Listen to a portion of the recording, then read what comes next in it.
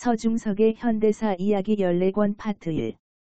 13권에서는 유신 정권 시기의 전 국가의 병영화를 살펴보았다. 14권에서는 유신 체제가 안정의 길로 들어선 것처럼 보였으나 서서히 몰락해가는 유신 체제의 사건들을 살펴본다. 첫 번째 마당, 유신 몰락의 드라마. 1970년대 후반 대학가 분위기는 1975년 4.29 박정희 특별 담화가 나오면서 총력 안보운동이라는 대대적인 동원 정치가 펼쳐지고 긴급조치 구호 선포, 내대 전시 입법 등으로 사회의 병영화가 급속히 진행돼 유신 체제가 안정의 길로 들어선 것처럼 보였다. 반면에 반유신 민주화 운동 세력은 고립을 면치 못했다. 대학의 학도호국단이 부활하고 대학 병영화가 한층 더 철통같이 이루어짐에 따라 대학에서 시위를 한다는 건 굉장히 어려웠다. 캠퍼스에 따라 학내의 사복체포조가 상주하기도 했다. 사복체포조는 교정의 잔디밭이나 도서관, 심지어 강의실에 앉아 있다가 누군가 소리라도 치면 바로 그 자리에서 체포하곤 했다. 1975년부터 학생들의 군사훈련을 한 주일에 4시간으로 늘리는 등 강화했고 전방 임명 교육까지 받게 했다. 총장의 주요 임무도 학생 사찰이었다. 학생처에는 상담 지도관실을 두어 학생들의 동향을 파악했다. 이런 상황에서 대학에서는 시위는 못했지만 1975년에도 그 다음 해에도 지하유인물은 계속해서 배포됐다. 그런 속에서 1976년 10월 15일 서울대 축제 기간에 농대 농악팀의 농무 그리고 탈춤이 끝난 오후 9시 30분경 학생들이 자연스럽게 스크럼을 짜고 시위를 전개했다. 1975년 5.22 시위 이후 처음으로 오랜만에 침묵을 깨고 데모를 벌인 것이다. 이 사건으로 40명이 연행되고 양관수 등 2명이 제적됐다. 1977년 3월 28일 74학번 양춘승 등이 주도한 시위가 서울대에서 일어났다. 약 300명의 학생이 모인 가운데 유신 정원 타도를 외치는 선언문을 낭독하는 도중에 경찰에 의해 바로 진압됐다. 49가 들어있는 1977년 4월이 되면 한신대, 서울대 공대, 감리교신학대, 이화여대, 연세대, 성균관대, 고려대, 전북대 같은 데에서 유인물을 배포하거나 시위 시도가 이어진다. 1977년 10월 7일에는 서울대 사회학과에서 학과 창설 30주년 심포지엄이 있었는데 이때 전혀 계획에 없었던 학생 시위가 일어났다. 순수한 학술 발표회였으나 학교와 경찰은 시위 우려 때문에 갑작스레 행사를 못하게 했고 발표자들은 학과 사무실에서 못 나가게 했다. 이 심포지엄에 참가하려 26동에 모인 400여 명의 학생들은 발표자 구금 해제, 심포지엄 개최 등을 요구하면서 학도호국단 자율화, 학보 및 신문 검열 폐지를 복창했고 경찰은 농성 중인 학생 400여 명을 모두 연행했다. 26동 시위로 8명이 구속되고 무려 23명이 제적당했으며 38명이 학사 징계를 받았다. 1977년 10월에 규모가 크고 과감한 투쟁을 벌인 시위가 나타나게 된다. 1977년 10월 25일 연세대에서 강성구가 대강당 4층에 폐쇄된 박물관에 들어가 유리창을 깬 다음 유신 철폐, 독재 타도라고 쓴 2장의 플래카드를 늘어뜨리고 유인물을 뿌렸다. 그러자 밑에서 대기하고 있던 이상훈이 구호를 외치면서 시위가 일어난다. 10월 25일 시위에 나선 학생이 2,000여 명이라고 나오는데 4,000여 명으로 쓰여 있는 책도 있다. 많은 학생이 백양로를 가득 메우고 결연히 정문으로 돌진했다. 4시간 동안이나 시위를 하며 학생들은 경찰에 맞서 격렬히 투석전을 벌였다. 이응 시위로 400여 명이 연행되고 7명이 구속됐다. 10월 31일에는 이화여대 학생 2,500여 명이 유신 반대를 외치면서 농성을 했다. 대학가 시위는 확산되고 있었다.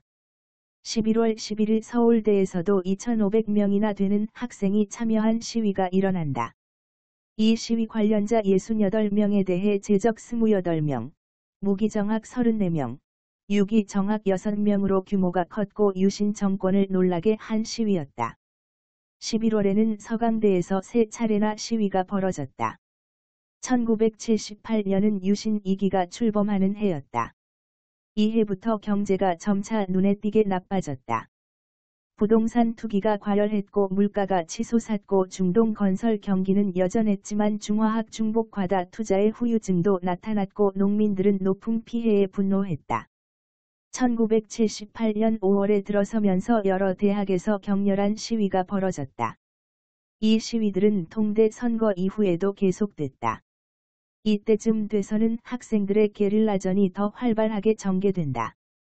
유인물 배포를 학내에서만 한 것이 아니라 버스 같은 걸 타고 거기서 환기통 같은 걸 통해 유인물을 날려보내서 시내 한복판에 유인물이 나돌게끔 하는 활동도 하면서 6월 26일에 모이자는 걸 시민들에게도 알렸다. 6월 26일 오후 6시 40분경 드디어 세종문화회관 앞에서 시위가 시작됐다. 함석헌, 박형규 등 재야 인사들 그리고 서울대, 고려대, 연세대, 이화여대, 외국어대, 숭전대 학생 등 1000여 명이 모여 6시 40분경 세종문화회관 앞에서 운동권 노래를 부르며 시위를 시작했다. 광화문 일대에서 밤 10시 30분경까지 계속 전개됐다. 학생 70여 명이 연행돼 22명이 구류 처분을 받았다. 6.26 광화문 시위를 거치면서 또 7월 6일로 예정된 두 번째 체육관 대통령 선출을 앞두고 대학가의 유인물 살포가 한층 많아졌다. 유신 2기를 코앞에 둔 2학기에 들어가면서 학생 시위 규모가 더욱더 커졌다. 박정희 유신 권력의 정치적 기반인 대구에서 경북대생들이 격렬한 유신 타도 투쟁을 벌일 무렵 전국은 선거 분위기에 돌입했다. 12월 12일에 유신 제2기 국회의원 선거가 치러지게 되어 있었다. 유신 1기는 야당 쪽으로부터 유신 지지 각서를 받는 등 공포 분위기에서 치러졌지만 이 12.12 선서는 박정희 유신 체제의 명운이 걸린 선거일 수 있었다. 세상은 달라지고 있었고 민심은 변하고 있었다. 유신 몰락의 드라마 두 번째 마당. 유신 권력은 학생들만 두려워한 것이 아니라 대학 교수에 대한 경계도 늦추지 않았다. 긴급조치 9호 선포 후 두 달쯤 지난 1975년 7월 9일 국회 본회의에서 이른바 내대 전시 입법이라는 것을 통과시켰는데 내대 전시 입법에 민방위법, 사회안전법, 방위세법, 교육공무원법이 들어간다. 교육공무원법 개정안에서 유신 권력이 노린 핵심은 교수 재임용제였다. 이 교수 재임용제라는 무기로 교수들을 압박하고 유신 체제의 비판적인 교수들을 대학 사회에서 격리하려 했다. 1976년에 유신 권력은 2월 28일 교수 재임용제를 통해 총 416명을 재임용에서 탈락시켰다. 이때 탈락한 교수들 가운데 상당수는 정부를 비판하거나 학원 민주화 같은 것을 요구해 이른바 문제 교수로 찍힌 사람들이었다. 1978년 4월 13일에는 해직교수협의회가 결성됐다. 그리고 6월 27일 송기숙 등 전남대 교수 11명이 서명한 우리의 교육 지표가 발표됐다. 이 선언에 서명한 11명이 전원 중앙정보부에 연행되고 해임됐으며 주모자로 송기숙 교수가 구속됐다. 그러자 발표 이틀 후인 6월 29일 700여 명의 전남대 학생들이 들고 일어났다. 유신 몰락의 드라마 세 번째 마당. 청와대와 백안과는 1960년대 중반 이해 한동안 밀월 관계를 유지했으나 1970년대 한미 관계는 그와 달랐다. 그런 갈등의 관계를 극명하게 드러낸 것 중 하나가 이른바 코리아 게이트이다. 인도차이나 사태 이후 안정되는 것 같던 유신 체제는 1977년경부터 반유신 운동가 강해지고 유신 제2기 출범을 위한 통대 선거를 앞두면서 반유신 운동이 격화돼 곤경에 빠졌다. 이러한 유신 체제에 대한 비판은 미국에서도 걷잡을 수 없이 커지고 있었다. 코리아 게이트가 터지기 전에 이미 미국 의회에는 강한 반한 분위기가 있었다. 미국 의회에서는 한국 정부를 강하게 비판하는 발언이 유신 시대에 와서 많이 나왔다. 미국 의회는 1975년 5월 20일부터 6월 24일까지 8회에 걸쳐 남한과 필리핀에서의 인권 청문회를 열었다.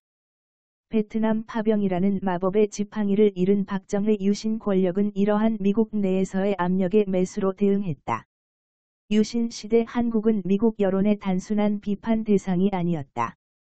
그 수준을 넘어서 이제는 프레이저 청문회 등 미국 의회 청문회의 조사 대상이 되었다. 오버도퍼에 따르면 카터의 임기 첫 해인 1977년 말 의회에서는 코리아게이트 전면 조사가 4갈래로 나뉘어 진행됐고 연방수사국, 국세청도 추가 조사에 들어갔다.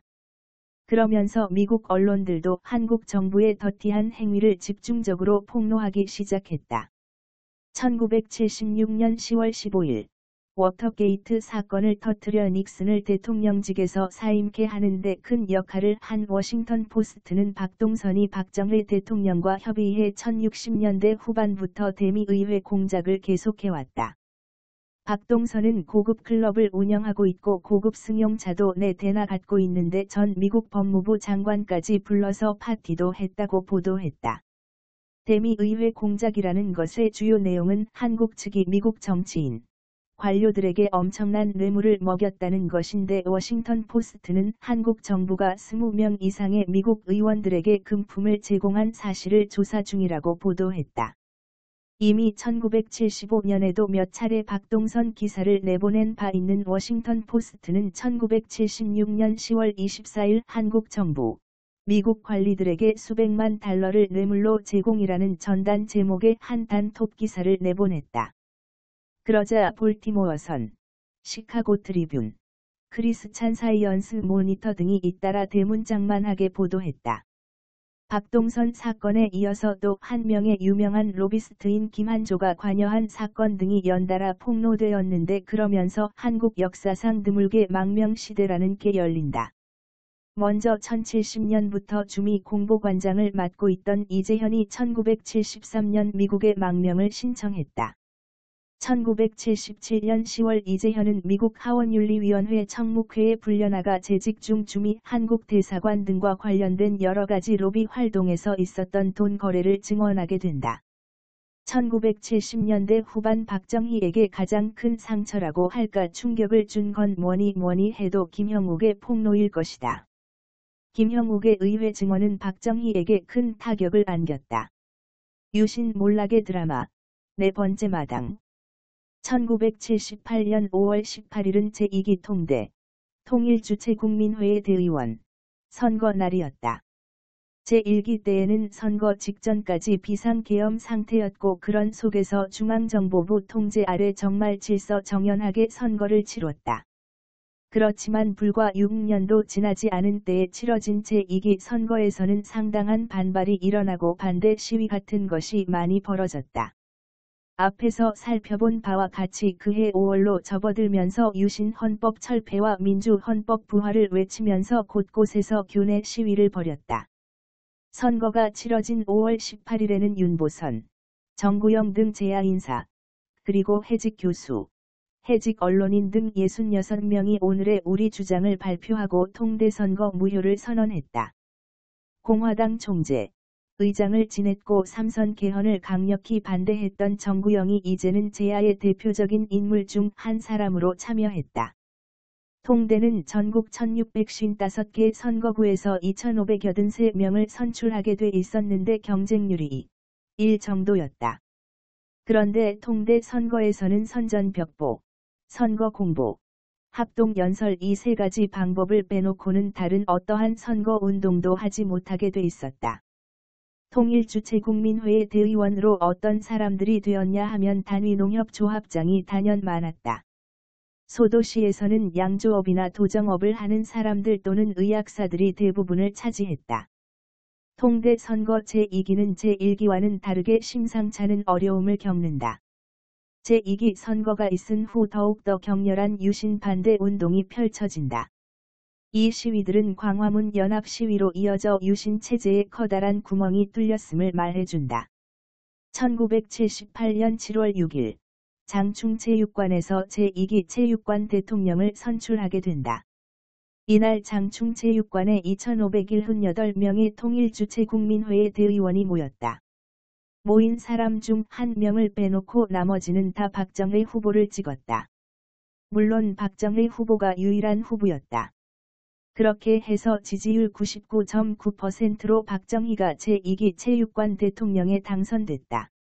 장충 체육관에서 체육관 대통령을 선출하기 전날인 7월 5일 민주주의 국민연합 발기 대회가 예정돼 있었으나 이 대회에 참석할 예정이던 주요 인사가 대부분 발이 묶였다.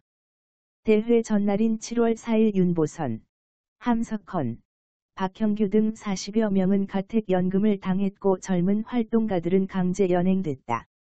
발기 대회 날에는 대회장을 차단해 원천 봉쇄했다. 대회는 좌절됐지만 민주주의 국민연합 자체는 7월에 출범하게 된다. 개신교, 천주교, 문인, 교수, 청년, 언론인, 양심범 가족, 노동자, 농민 관련 12개 단체와 그 구성원 그리고 재야 인사와 정치인 등 350여 명이 명단에 올라 있었다. 물론 탄압도 지독했다. 이름이 올라 있는 사람들을 연행하고 탈퇴를 강요했다. 이처럼 원천적으로 와해시키려 했기 때문에 활동하기가 무척 힘들었다. 이미 미국과의 관계는 1975년부터 악화되고 있었지만 유신 2기를 맞으면서 박정희에게는 뭐 하나 잘 돌아가는 것이 없었다. 1978년도 6월에도 학생들은 근래 몇 년 동안 볼 수 없었던 격렬한 시위 투쟁을 전개했는데 새 학기에 들어서자 다시 격렬히 투쟁했다. 그런 상황에서 유신 권력은 그해 12월 12일 국회의원 선거를 치르게 된다.